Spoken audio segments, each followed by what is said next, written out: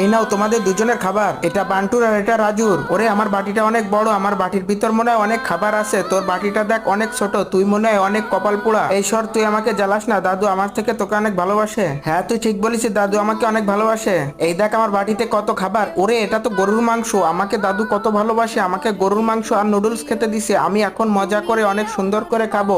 আম নাম নাম নাম নাম, কি মজা কি মজা রে, এত সুন্দর লাগে গরুর গোশ খেতে। এই দেখ বাটির নিচে আমি কি পেয়েছি, এই দেখ বাটির নিচে আমাকে দাদু কাঁকড়া দিয়েছে, এটা কত সুন্দর খেতে হবে, তুই কি খাবি? আমি এটা এখন ঝাল দিয়ে সুন্দর করে মাখিয়ে খাবো।